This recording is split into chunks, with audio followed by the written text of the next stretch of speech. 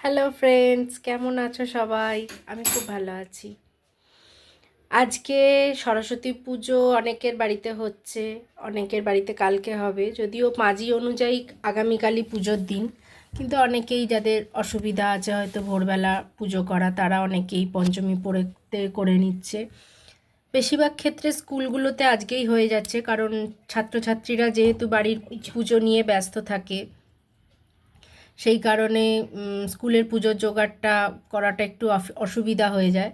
তো সেই কারণে সব গানের স্কুল, এমনি বিদ্যালয়গুলোতে সব জায়গাতেই, বেশিরভাগ জায়গাতেই আজকে পুজো হয়ে নিচ্ছে।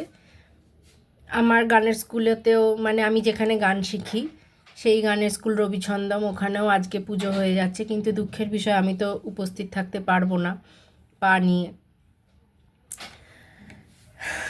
নিরামিষ খাওয়া আজকেও, কারণ পঞ্চমী পড়ে গেছে বলে শুধু নয়, আমাদের সরস্বতী পুজোর আগের দিনকেও নিরামিষ খেতে হয়। তো সেই কারণে আজকেও নিরামিষ খাবার। নিরামিষে মা কী কী রান্না করেছে দেখাই তোমাদের, দাঁড়াও। এই দেখো, করেছে পালং শাকের ঝাল, মিষ্টি দিয়ে অরহর ডাল, আলু ভাতে বেগুন ভাজা, আর ছোলা, আর নারকোল কুঁচো দিয়ে মোচার ঘন্ট।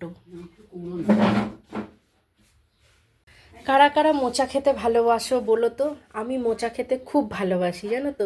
ইভেন আমি খেতেই ভালোবাসি। আমি যে জিনিসটাই রান্না করে দিক না কেন, মাটন ছাড়া আমি মাটন খাই না। বাকি সমস্ত রান্না যদি সুস্বাদু হয়, আমি সবটা খুব তৃপ্তি করে খাই, সে বাড়ির রান্না হোক আর বাইরের রান্না হোক।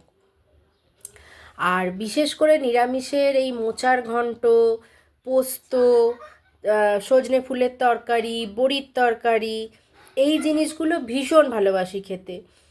আর মোচার তরকারি তো মানে আমার জাস্ট লাগে একদম। কারা কারা নিরামিষ মোচার ঘন্ট ভালোবাসো, কারা কারা চিংড়ি মাছ দিয়ে ভালোবাসো, আমাকে একটু জানিও। আমরা লাউয়ের তরকারিও নিরামিষ খাই, জানো তো। মা খুব সুন্দর একটা করে, সর্ষে বাটা দিয়ে করো না গো মা লাউয়ের তরকারি? হ্যাঁ, লাউয়ের তরকারি সর্ষে বাটা দিয়ে করে। যদিও আমি কোনোদিনও আমার শ্বশুরবাড়িতে করতে পারিনি, কারণ আমাদের বেশিরভাগই লাউ চিংড়ি হয়। চিংড়ি মাছ দিয়ে আমার আদ্রিতের বাবা পছন্দ করে আর কি।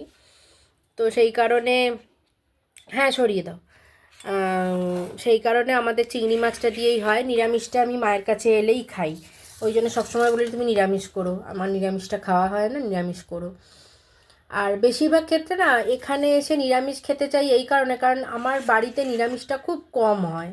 যে কোনো রান্নাই, সব রান্নাতে নয় পেঁয়াজ রসুন, নয় চিংড়ি মাছ, মানে থাকবেই। নালে মানে আদ্রিতের বাবা খুব একটা খেতে পারে না। সেই কারণে মাকে সবসময় বলি সব রান্না তুমি আমাকে নিরামিষ খাওয়াবে। আমার এই পেঁয়াজ রসুন আর মাছ মাংস খেতে খেতে না আমাকে এরকম অস্বস্তি করে, শরীর অস্বস্তি করে সব সময়। আমার বাবা নিরামিষ খেলে আমার বেশ মনে হয় শরীরটা ঠান্ডা থাকছে। আর আমার ছেলে মানে আদ্রিত নিরামিষ খাবার খেতে ভীষণ ভালোবাসে, ওর মাছ দেখলেই ওর মাথা খারাপ হয়ে যায়। যাকে, সেগুলো গেল পরের কথা। আরেকটা কথা তোমাদের জানানোর ছিল, যেটা কালকে বলেছিলাম, যে কালকে সন্ধেবেলা আমার মা কোথায় যাবে। তোমরা অলরেডি হয়তো জেনে গেছো, কারণ আমি ভিডিও পোস্ট করেছি। কালকে গোপীমোহন সব পেয়েছির আসরের স্পোর্টসের প্রাইজ ডিস্ট্রিবিউশন ছিল, যেটা 12ই জানুয়ারি হয়েছিল। সেখানে আদ্রিত চিপস রেসে সেকেন্ড হয়েছিল, তার প্রাইজ পেয়েছে। আমি মানে মেন্টাল বলছি, আমি সত্যি পাগল হয়ে গেছি, ওই জন্য ভুলভাল বকছি। আমি মেমোরি গেমে থার্ড হয়েছিলাম, সেটার প্রাইজ ছিল। আর আদ্রিতের একটা আবৃত্তি ছিল ওই প্রোগ্রামে, সেখানে আমার মা ওকে নিয়ে গেছিলো, ও পুরস্কারটা নিয়ে এসেছে। দুজনের পুরস্কারই ও নিয়ে এসেছে, তোমরা দেখেছো পুরস্কারগুলো সব। আদ্রিতের ভীষণ আনন্দ হয়েছে, কারণ ওটা ও ফার্স্ট ট্রফি পেয়েছে। এর আগে যা যা পুরস্কার যা যা হয়েছিল, যা পেয়েছে সবই সার্টিফিকেট, এই প্রথমও একটা ট্রফি পেয়েছে। তো সেই কারণে ওর খুব আনন্দ হয়েছে, ও ট্রফিটাকে নিয়েই ঘুরছে সারাক্ষণ। বাচ্চা তো এখন একটুখানি হবে, প্রথম জিনিস পাচ্ছে। তোমরা আশীর্বাদ করো যেন ভালো মানুষের মতো মানুষ হতে পারে ও। যাকে, তোমাদের জানানোর ছিল জানিয়ে দিয়েছি। কালকে মা কোথায় সারা সন্ধে ব্যস্ত ছিল, অনেক রাত হয়েছে ফিরতে, ভাগ্যিস তরকারি করে গেছিলো, নালে খুব অসুবিধা হতো। কারণ ফিরতে ফিরতে রাত্রিবেলা 11:45 বেজে গেছে। ওখান থেকে 9:30টার পর বেরিয়েছে, 9:35-40 বেরিয়েছে। আর এখানে পৌঁছতে পৌঁছতে প্রায় 10:30, 11:15 বেজে গেছে। কারণ বাস পাবে, এতটা রাস্তা আসবে, আবার হাওড়া থেকে চেঞ্জ করতে হয়। হাওড়া থেকে যদিও 5 মিনিটের রাস্তা, তবু চেঞ্জ তো করতে হয়। ঠিক আছে, চলো আজকে খেয়ে নিই, খুব জোর খিদে পেয়ে গেছে দুপুরবেলা। মোচা হয়েছে তো তাই আরও বেশি জোর জোর খিদে পেয়ে গেছে। খেয়ে নিই, আবার নতুন একটা ভিডিওতে কালকে তোমাদের সাথে আবার গল্প করব। ততক্ষণের জন্য টাটা।